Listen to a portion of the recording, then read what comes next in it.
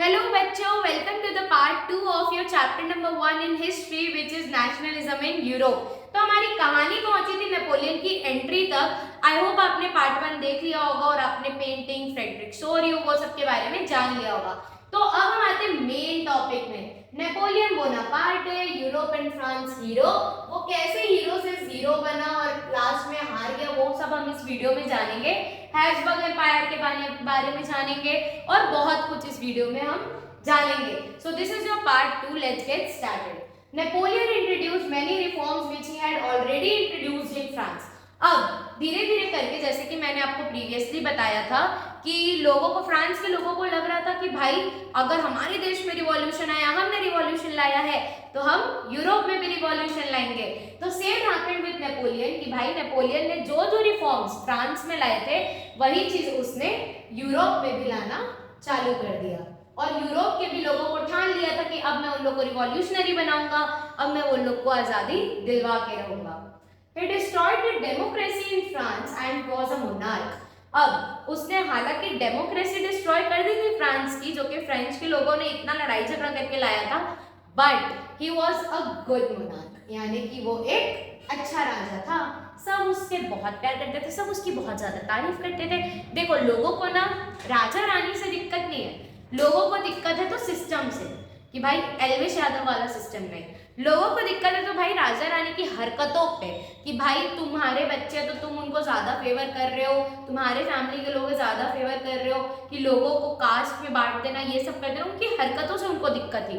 But Napoleon तो ऐसा था नहीं। नेपोलियन ने क्या क्या किया था वो हम इसमें पढ़ेंगे।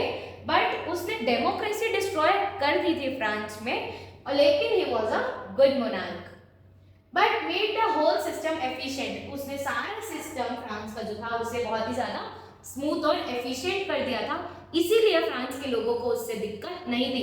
Now comes the most famous code, most famous topic and आपका one of the most important topic which is Napoleon civil code of 1804। Okay, so Napoleon Bonaparte ने 1804 में कोड लॉन्च किया। कोड नहीं था वो यानी कि ये सब नेपोलियन ने किया, इस कारण उसको नेपोलियनिक कोड नाम दे दिया गया। तो पहला उसने क्या किया, टूक away all the privileges based on birth. पहले तो उसने भाई सबसे पहले ये किया कि जितने भी प्रिविलेजेस मिल रखे थे, यानी कि जितने भी अच्छाइयां मिल रखी थी लोगों को बर्थ के बेसिस पे, उसे डिस्ट्रॉय कर दिया। कि भाई जो लोग डिवाइडेड थे, क्लर्जी, नोबल, ये सब में उनको जो चीजें मिल रही थी कि भाई तुम अगर क्लर्जी हो तुमको अच्छी पोस्ट मिलेगी, अच्छी जॉब मिलेगी, अच्छा सब चीज मिलेगा, लेकिन वहीं अगर तुम थर्ड स्टेट के लोग हो तुमको कुछ नहीं मिलेगा। तो ये सब जो प्रिविलेजेस थे जो कि बर्थ के बेसिस पे, पैदाइश के बेसिस पे थे, सबसे पहले नेपोलियन ने उसे कम किया, खत्म किया कि भाई फ्रांस में रह रहे हो, एक देश में रह रहे हो, सब कोई इक्वल है। Establish equality and right to property. What was right to property? Okay, उसने equality establish की कि भाई सबको इक्वल है, that I told you earlier। तो right to property क्या थी? भाई जो छोटे पीजेंट्स होते थे, जमींदार से उनसे बहुत ज्यादा काम करवाते थे, कोई जो थर्ड स्टेट के लोग होते थे, छोटे मोटे लोग होते थे, उनको अलाउ नहीं था कि वो खुद की प्रॉपर्टी ले सके। अगर कभी पैसा रहता भी था उनके पास, जो पुअर पीपल होते थे, पीजेंट क्लास पीपल होते थे, वो लोग को राइट ही नहीं था कि वो लोग अपनी प्रॉपर्टी ले सके, कि उनके पास भी प्रॉपर्टीज हो सके। तो राइट टू प्रॉपर्टी मतलब कि कोई भी हो, चाहे वो एक क्लर्जी हो, चाहे नोबल हो, चाहे थर्ड स्टेट के लोग हो, हर किसी के पास बड़े बड़े खेत, बड़े बड़े लैंड, बड़े बड़े प्रॉपर्टी हो सकते हैं अगर उनके पास पैसा है। तो ऐसा नहीं कि इनको फ्री में दे दिए, इनसे छीन के, ऐसा नहीं करते थे। Simplified administrative divisions. अब जो एडमिनिस्ट्रेटिव, अगर हम पहले देखें, मान लो ये फ्रांस है, ठीक है, मान लो यहाँ पे एक किंग ने जीत लिया, तो ये एम्पायर उसका, फिर यहाँ पे दूसरे किंग ने जीत लिया, ये उसका, फिर ये किसी और का, ये किसी और का, ये किसी और का, और एक कुछ भी सिस्टम नहीं था, तो उसको सबको सिंप्लीफाई किया, ठीक है। Abolish feudal system and freed peasants from the manorial dues and डेब्ट ट्रैप। ओके, फ्यूडल सिस्टम क्या था, मान लो ये एक जमीन है, ठीक है। अब इस जमीन की अगर हम बात करें तो इस जमीन में, इतनी बड़ी जमीन, एक जमींदार होता था। अब ये जो जमींदार होता था ये बहुत ही ज्यादा खड़ूस होता था, ठीक है। अब इतनी बड़ी जमीन वो अकेले तो हैंडल कर नहीं सकता, तो वो इस जमीन का डिवीजन करता था, ऐसे ऐसे, भाई तुमने 3 पार्ट को 4 पार्ट में ये जमीन को बांट दिया, ठीक है। और ये जो 4 पार्ट में जमीन उसने बांटा है, उन सब का ना एक ठेकेदार खड़े कर देता था कि भाई ये जमीन को तुम देखोगे, ये जमीन को तुम देखोगे, इसको तुम देखोगे, इसको तुम देखोगे। और इन जमीनों में काम करते थे छोटे छोटे पीजेंट्स। पीजेंट्स यहाँ पे काम करते थे, यानी कि जो छोटे कैटेगरी के लोग होते थे, फार्मर्स होते थे, वो इस लैंड में काम करते थे।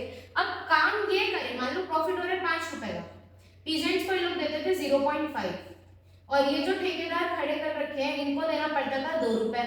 बाकी का सारा बचा हुआ पैसा कौन लेता था? जमींदार। जमींदार की ना कोई मेहनत थी, ठेकेदारों की भी कोई मेहनत नहीं थी, मेहनत किसकी थी? पीजेंट्स की। और इनको सिर्फ कितना मिलता था? 0.5% से भी कम, यानी कि ना के बराबर इनको पैसा मिलता था। तो ये था फ्यूडल सिस्टम, जमीन से रिलेटेड सिस्टम। तो इसको खत्म किया किसने? नेपोलियन ने, कि भाई नहीं, तुम हटो, कोई नहीं रहेगा, कोई ठेकेदार नहीं रहेगा, कुछ नहीं रहेगा, सब अपनी अपनी जमीन पे काम करो और अपना अपना रहो। एंड फ्रीड पीजेंट्स, पीजेंट्स इससे फ्री हो गए कि भाई जो ठेकेदार उनको अब खाली पैसे थोड़ा ना लेता था, उनको टॉर्चर भी करता था, ओवर टाइम कराना, 6 घंटे की जगह 8-8 घंटे काम करवाना, ये सब भी करता था। तो भाई तुम फ्री रहो उससे, उनको फ्री किया। मैनोरियल ड्यूज एंड डेब्टर, और उससे क्या होता था? पीजेंट्स का घर तो नहीं चलने वाला इतने पैसों में, बिल्कुल नहीं चलने वाला। उस समय जो सिचुएशन थी, वॉर की सिचुएशन, ये सिचुएशन, रिवॉल्यूशन की स्टेट सिचुएशन, तो उसमें पीजेंट्स का घर तो नहीं चलने वाला है। तो पीजेंट्स क्या करते थे? ये ठेकेदारों से या जमींदार से बहुत ज्यादा उधारी ले लेते थे, कभी कभी पैसे उधारी ले लेते थे, और इनका जो इंटरेस्ट रेट होता था वो बहुत ही ज्यादा हाई होता था। और ये जो जमींदार थे वो कभी कभी उनको पे बैक नहीं कर पाते थे, और वो लोग एक जाल में फंस जाते थे जिसको हम कहते हैं डेट ट्रैप। तो अगर जब ये सब सिस्टम ही खत्म हुआ, पीजेंट्स को उनके हक का पैसा मिलने लगा, तो ये दिक्कत ही नहीं आई। In towns to guild restrictions were removed. Guild क्या होता था? जिसके पापा बिजनेस करते हैं या कोई से भी सेक्टर में काम करते हैं, आजकल पापा लोग या मम्मी लोग बीसी खेलते हैं, तो उसमें क्या रहता है कि भाई एक उनकी ऑर्गेनाइजेशन बनती है, एक नॉन इनफॉर्मल ऑर्गेनाइजेशन रहती है वो, कि भाई एक हम ग्रुप बनाएंगे, या फिर जिनके पापा बिजनेसमैन है उनको पता होगा कि उनका एक ग्रुप रहता है बिजनेसमैन का, कि एक पर्टिकुलर, जैसे कि आपके पापा मान लो स्पेयर पार्ट्स की दुकान है, तो उनका एक अलग सा ग्रुप रहेगा ट्रेडर्स लोग का, कि भाई हम इसमें मीटिंग जमाएंगे, कैसे हम अपना बिजनेस बढ़ाए, कौन किससे माल ले रहा है, कौन क्या कर रहा है। तो ट्रेडर्स लोग का जो ग्रुप रहता था उसको गिल्ड था। तो फ्रांस की गवर्नमेंट ने उस पर भी रेस्ट्रिक्शन लगा रखा था कि भाई कोई भी ट्रेडर्स अपना कोई भी ऑर्गेनाइजेशन नहीं बना सकता, कुछ नहीं कर सकता। तो नेपोलियन ने उसको भी हटाया कि भाई क्यों नहीं बना सकते, हमारा देश है, फ्री देश है, जिसको जो मना है वो करो, ऑर्गेनाइजेशन भी बनाओ। तो उसको हटाया उसने। ट्रांसपोर्ट और कम्युनिकेशन को और ज्यादा एनहांस कर दिया कि भाई और ज्यादा देश की तरक्की हो, हम कम्युनिकेशन को एनहांस करेंगे, हम ट्रांसपोर्ट सिस्टम को भी अच्छा करेंगे। Last, peasants, artisans, new businessman enjoyed this freedom. अब जो पीजेंट्स थे उनके लिए भी कर दिया, और जो बिजनेसमैन थे उनके लिए भी कर दिया, आर्टिसंस भी पीजेंट्स में आ गए तो उनके लिए भी कर दिया। बिजनेसमैन खुश थे कि भाई गिल्ड रेस्ट्रिक्शन हट गया, पीजेंट्स आर्टिसंस खुश थे कि भाई हमें ज्यादा प्रॉफिट हो रहा है। तो ये था सिविल कोड। अब आपको लग रहा होगा भाई इतना अच्छा आदमी, नेपोलियन इतना अच्छा आदमी था तो सही, लेकिन अगर मैं बताऊं तो धीरे धीरे करके फ्रांस के लोगों को तो उसने बना लिया कि हाँ मैं तो अच्छा आदमी हूँ, अच्छा था भी, ही was a good monarch. But Europe के लोगों को धीरे धीरे समझ आने लगा कि ये जो फ्रेंच आर्मी लेकर नेपोलियन आ रहा है, ये हमें इंडिपेंड करने के लिए नहीं आ रहा है, यानी कि हमें आज़ादी देने के लिए नहीं आ रहा है, ये धीरे धीरे करके अपनी कॉलोनीज इस्टेब्लिश कर रहा है। तो अब हम उसके आउटकम को जानेंगे। बच्चों अब हम थोड़ा सा इसके आउटकम के बारे में देख लेते हैं कि नेपोलियन जब अपनी फ्रेंच आर्मी के साथ आ रहा था और कैप्चर कर रहा था यूरोप को भी धीरे धीरे करके फ्रीडम के नाम पे, कि वो बोल रहा था कि भाई मैं तुमको फ्रीडम दिला रहा हूँ, लेकिन वो धीरे धीरे करके यूरोप को भी कैप्चर कर रहा था कि मेरे पास फ्रांस का ही, मुझे यूरोप भी चाहिए। तो कैसे लोगों को चीजें समझ और नेपोलियनिक कोड का क्या आउटकम था। बच्चों ये वीडियो ना हम आउटकम पे ही रोकेंगे और उसके बाद आगे का चैप्टर अगली वीडियो में डिस्कस करेंगे, क्योंकि आप लोग बहुत पढ़ चुके हो और ये चैप्टर थोड़ा सा लंबा है, तो आई थिंक 3-4 पार्ट में ये चैप्टर बनेगा। Initially French armies were called to bring harmony. शुरुआत में फ्रेंच आर्मीज को बुलाया जाता था कि भाई आप आओ और पीस और हार्मनी लाओ, यानी कि हमारे शहर आओ और हमें बचाओ। लेकिन people were afraid that later they will be under French army and Napoleon. अब भाई पहले का तो सिस्टम यही था, जो जहाँ पे लड़ाई करके जीता वो जगह उसकी, तो यूरोप के लोगों को यही डर लग रहा था कि अगर हम लोग फ्रेंच आर्मीज को बुलाएंगे, फ्रेंच आर्मी आएगी, यहाँ पे रिवॉल्यूशन होगा, यहाँ पे लड़ाइयाँ होंगी, तो जो अगर नेपोलियन जीतेगा, विच वॉज क्लियर कि भाई नेपोलियन इतना अच्छा फाइटर है, वॉरियर है, तो नेपोलियन ही जीतेगा, लेकिन वो अगेन किसी के अंडर में आ जाएगा और उनको अब इस बार किसी के अंडर में नहीं रहना था। उनको भाई चाहिए थी कि हम डेमोक्रेसी फॉलो करें, हम किसी के अंडर पे नहीं रहेंगे, लेकिन उनको यही डर लग रहा था कि फ्रेंच आर्मी आएगी और वो लोग नेपोलियन के अंडर आ जाएंगे। There was no political freedom as tax were increased। और धीरे धीरे करके जहाँ पे नेपोलियन कब्जा कर रहा था अपना, वहां पे कोई भी पॉलिटिकल फ्रीडम नहीं थी, यानी कि टैक्स जो थे उनको एकदम से बढ़ा दिया गया था। नया जीएसटी का वो निकला है, आपने देखा होगा लिस्ट की इंडिया में भी टैक्स बढ़ चुका है, तो टैक्स बढ़ा दिया गया था। Censorship was impose. सेंसरशिप क्या होती है?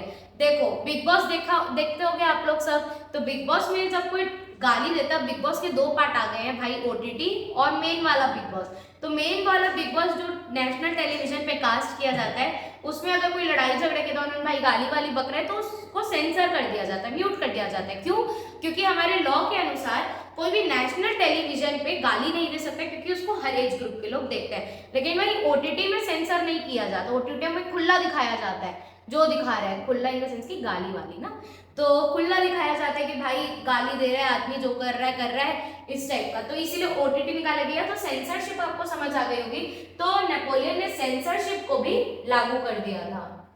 सो there were a lot of administrative changes. तो इसी के साथ बहुत सारे एडमिनिस्ट्रेटिव चेंजेस और चोचले आ रहे थे। भाई एक कॉमन आदमी क्या क्या हैंडल करेगा? एक कॉमन आदमी रिवॉल्यूशन कर ले, या तो काम कर ले, या तो पैसे कमा ले, या तो इतने सारे चेंजेस को अडॉप्ट कर ले। There were no nation states back then, so nationalism feeling of nationalism was emerged। कोई भी नेशन स्टेट नहीं था उस समय, लोग मॉडर्न स्टेट यानी कि मोनार्की के अंदर पे रहते थे या कॉन्स्टिट्यूशनल मोनार्की के अंदर पे रहते थे, किसी का भी प्रॉपर कॉन्स्टिट्यूशन वगैरह था नहीं।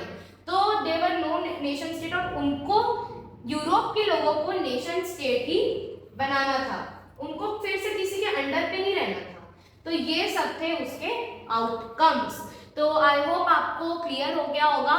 तो मिलते हैं अगली वीडियो में, तब तक के लिए चैनल को सब्सक्राइब करें, इस वीडियो को लाइक करें, कमेंट करें, मिलते हैं अगली वीडियो में।